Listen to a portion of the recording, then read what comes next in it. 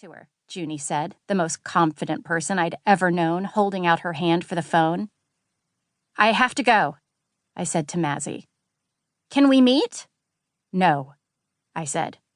Can I call you back? Sorry, no, I told her. And before she could say anything else, I hung up the phone. I started to pace around the kitchen, trying to remember every word of the conversation, what I'd said to this woman. But Junie hates pacing, hates when she sees me go inside myself, and so she started tugging on my pants. What's your friend's name? Junie asked.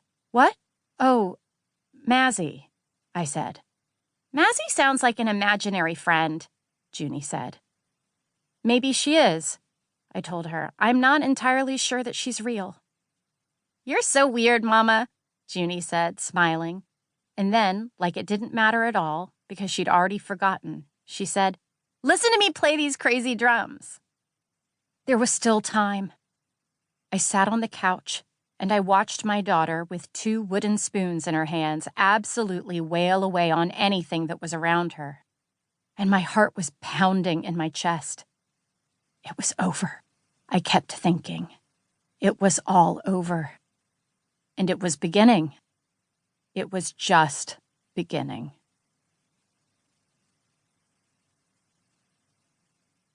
Part 1. The Edge is a shantytown filled with gold seekers. Summer, 1996. 1. At the Coalfield public pool, they would blow a whistle and everybody had to get out of the water, and we'd all stand there, hopping on one foot and then the other because the concrete was so damn hot, burning the bottoms of our feet. And some lifeguard, barely older than I was, 16, looking like the bad guy in a teen movie, blonde and buff and absolutely never going to save you if you were drowning, would wheel out a greased watermelon. There was a 3-inch layer of Vaseline, which made the watermelon shiny, almost like it was turning from a solid into a liquid.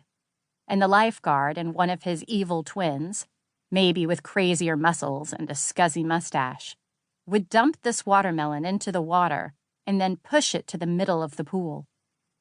And when they blew their whistles, the point was to jump into the water, and then whoever could get the watermelon to the edge of the pool would win it. You had to team up, really, to reasonably expect to win the thing, and so the game would turn into a kind of gang war, boys basically beating the shit out of each other, this watermelon slipping and sliding away from them, almost an afterthought.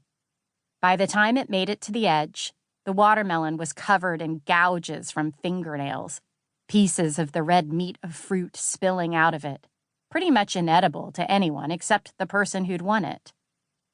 I was smart enough to stay away, though it made me mad that no girls ever really took part, like we were too delicate for things like this.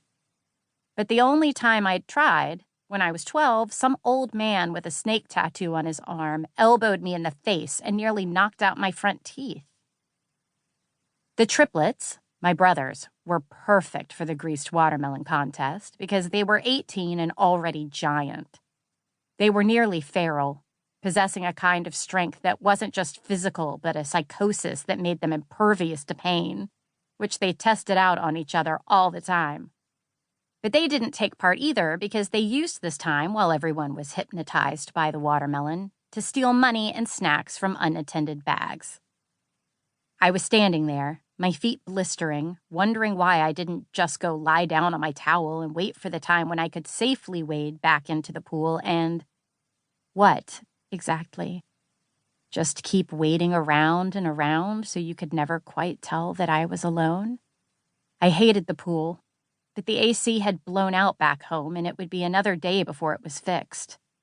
I'd held out for 2 straight days, sweating and miserable, but finally hopped in the van with my brothers that morning. Honestly, if I had to be here, I wanted to see the fight over this thing. I wanted to hear the shouts and curses. I wanted to see violence done in the name of fun. A boy was watching me from across the pool. I could see him, skinny and twitchy, probably about my age, and every single time I caught him looking at me, he'd smile, this goofy smile, and then stare down at the water, the sun reflecting off it so brightly that it was blinding.